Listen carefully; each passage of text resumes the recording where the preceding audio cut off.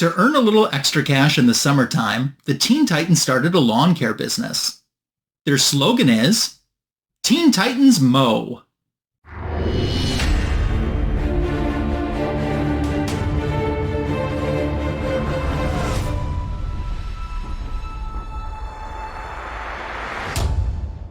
Welcome to Comic Book Editions Volume 253.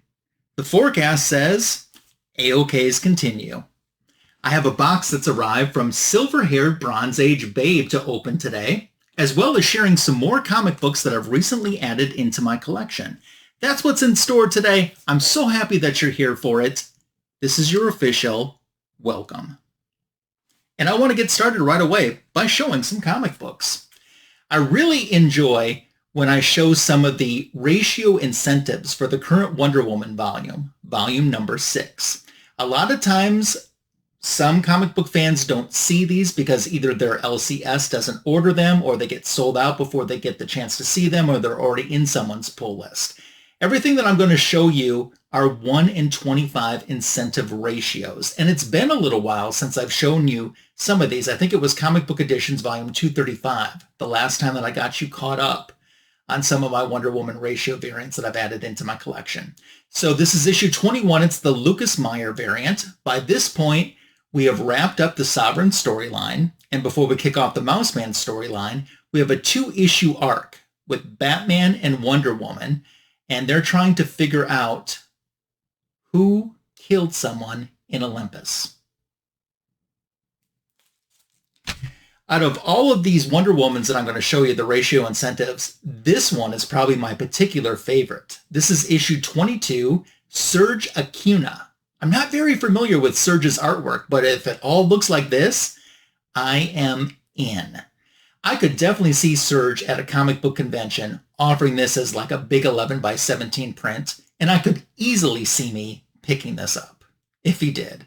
I love this, absolutely love this. Thought it was a striking cover, and this wraps up the 2-issue storyline that I just mentioned a few moments ago with Batman guest starring and a murder on Olympus.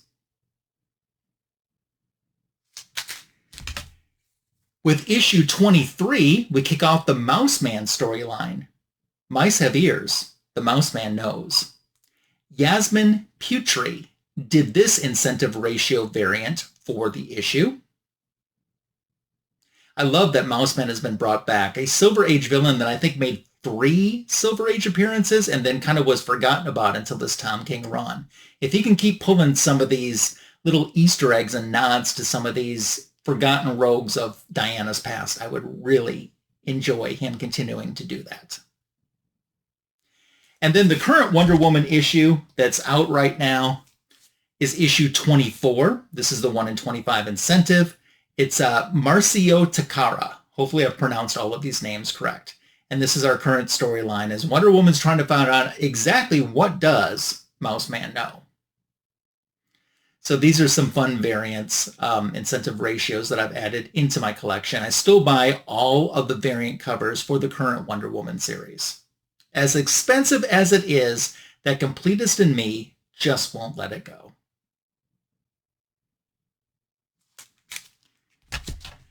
Before we get into unboxing this goodie, which I have absolutely no idea what's on it, but it does have a W there, so it's speaking my language, I'm going to show just a couple back issues that I've added into my collection. And the reason that I chose these 3 back issues to show before I unbox, I think that all of these would be silver-haired Bronze Age Babe Comics approved purchases because they're all things that she likes.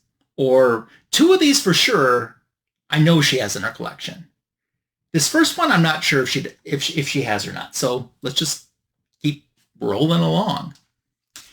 Limited Collector's Edition C34. This is the one I don't know if she has in her collection. I do know SHBAB loves herself some treasuries, like I love the treasuries. Lucky for us, there is no, I just peeked in the back too, there is no diorama on this one. So this one is safe.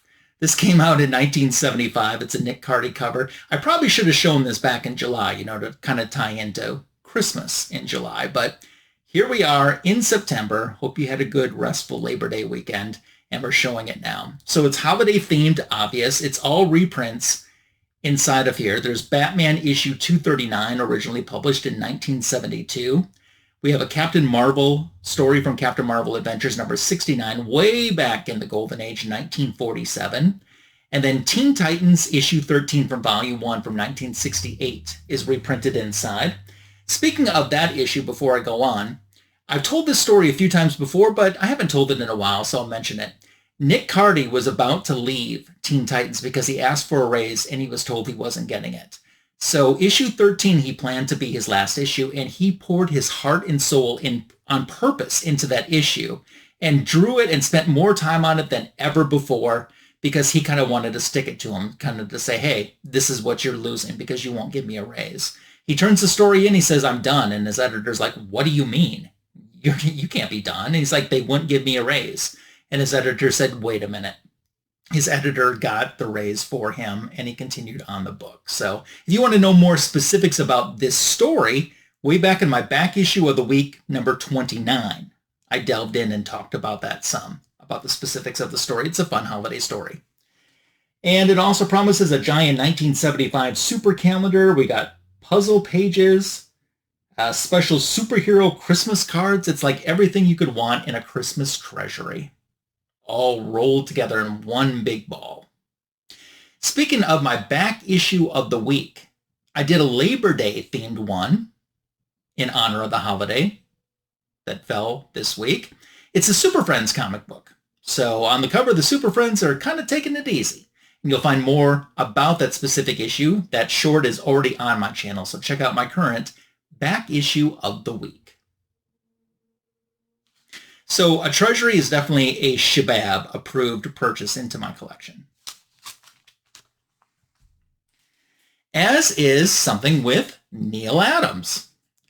Brave and the Bold issue number 83 came out in 1969. Now, Irv Novick did the cover, but Neal Adams does the interior art. It's a story written by Bob Haney. I wanted this because I have completed Teen Titans Volume 1, every issue in my collection, so I've been working on the guest appearances, and this is one of the few ones that I didn't have until now. It's a pretty decent story, too. So Bruce Wayne adopts this kid, Lance, that was... Lance's parents and Bruce's parents were friends, and Lance's parents said if anything would happen to us, would Bruce's parents take him in?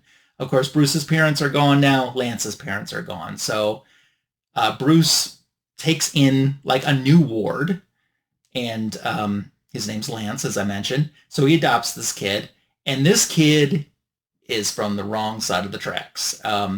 Instantly, he gets involved with a scheme to make it appear that he's been kidnapped so he could help get some ransom. He'll find the Batcave and figure out the identities of Bruce and Dick as Batman and Robin. Robin and Dick Grayson tries to make friends with him originally, and with the Teen Titans and their secret identities too. But this kid just isn't gelling with anyone.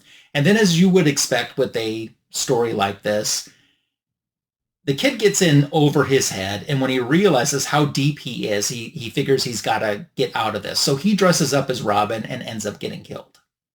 That's the basis of the story, but it was a good story, and the Neal Adams artwork only accentuates how good the story was. One I had never read before, and happy to have into my collection, just for the sheer fact that it was a good read, and the fact that it helps my Teen Titans collection too. That's a bonus. And Silver Hair Bronze Age Babe loves her some Lois Lane. I do too.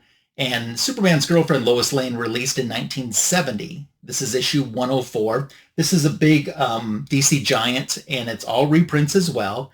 And I was a little bit, I don't know, sometimes when it's an all reprint issue, I'm like, it's not so much my priority to get it, but this was in really nice condition, and I don't see this issue in the wild that often.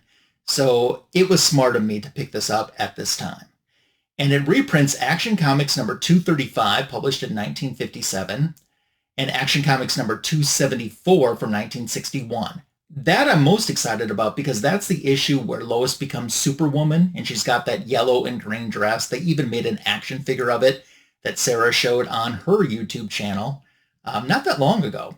It has Lois Lane reprints of issue 42, both stories from that issue published in 1963, and Lois Lane number 58 is reprinted from 1965, plus Superman issue 153 from 1962. So you do get a lot of bang for your buck in terms of storytelling. I am collecting Lois Lane from the end of the series on the way back, and this was one that I did need, and as I said, don't see it very often. It was in really good condition, and the price was definitely right for it, so that's why I decided to snatch it up. Before I get into the unboxing, let me say if you're new to my channel and haven't subscribed yet, I'm on the road to 1K, and it's looking really good. Really, really good. Wow, I'm shocked at how little there is left to go until I get there. But if you're not subscribed yet, I would appreciate if you would take a moment and subscribe to my channel.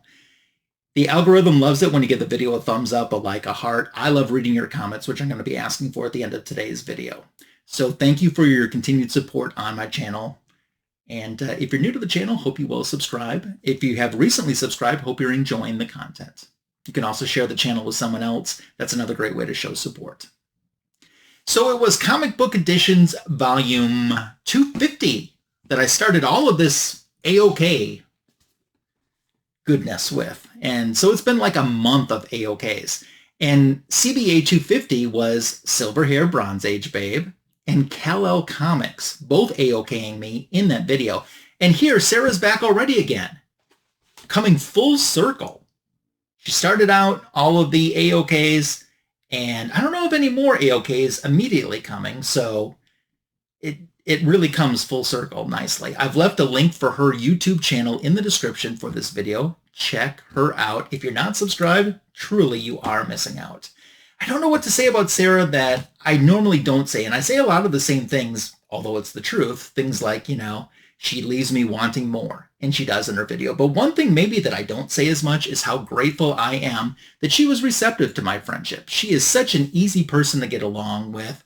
And, you know, when I kind of found her, something just clicked, and I'm like, wow, this is like someone that I would love to be friends with and love to communicate with and get to know. And it has been a great privilege of mine that Sarah shared that honor with me. So, I mean, you never know where people are in their lives and if they're open to that or not, but she definitely was. And I mean, she's even one of our fanboys on Fanboys Live in the Retro Review. So I'm just so appreciative of the friendship more than anything. I do appreciate, although it's not required at all, the wonderful things that she's added into my collection and the mementos, stuff that she saw and thought of me and thought would be great for me. That's nice, but the friendship's nicer. Truly mean that. This wasn't sent by Sarah, but it does say from SHBAB circled on the label. I'm going to put you into fast forward mode. Truly have no idea. I don't think it's a comic book just based on the size of the box. So I don't think it is. I could be wrong. Who knows? It could be oodles of digest. I have no idea. But we'll find out when you come out of fast forward mode. Let's go.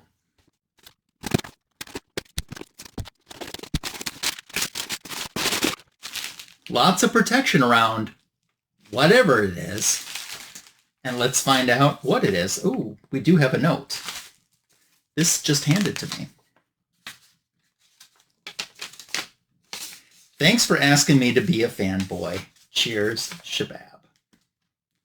It's our pleasure that you accepted. And I would, if you want to be on more, you can be on every week because you are amazing. So there's something here, and then there's something in here.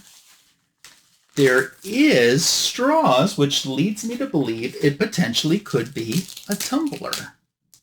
Or it's a drum set.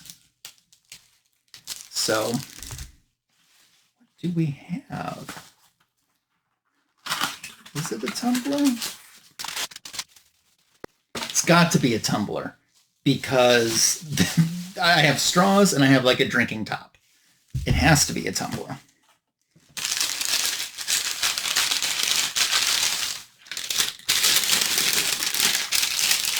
Oh, look at that. Look at that great Wonder Woman tumbler. I love the colors. I wonder, is this a Luxinda Swirl? I don't know for sure. I've really embarrassed myself if it's not a Luxinda Swirl. It looks like it very well could be a Luxinda Swirl tumbler, and we do see Luxinda in the fanboys chat pretty often. So if I have confirmed that, that information is above for you right now. Let me see if I can look at the mailing label and get any more clues. No, I have no additional clues. So it is beautiful though. Oh, I love that. And the colors are they just pop. The gold in the Wonder Woman logo pops. The blues are so rich and the reds are so bright. It's exactly what I like. And would come in handy too if I ever end up live diving again with Silver Hair Bronze Age Babe, because there's been known to have a beverage or so during the live dives. Thank you so much. She is spoiling me. It's just spoiling me. And Sarah, I have something for you, but I'm trying to work to find a few more things to put in with it. So it's forthcoming. How forthcoming or how soon, I'm not sure, but I definitely did see something even before your first one came that I picked up that I'm like, yeah. I'm going to get this for her, and just am looking for some other stuff. So, wow. Thank you. Thank you. That is awesome. Sweet.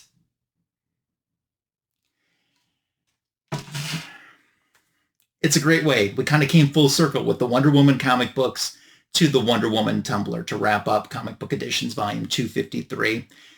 Doing a little bit shorter one this week. I know last week's with my Comic Book Editions 252, the Mr. Gretzky 9966. I know that was a long video, but there's so much good. So I had no idea that he would send as much as he did.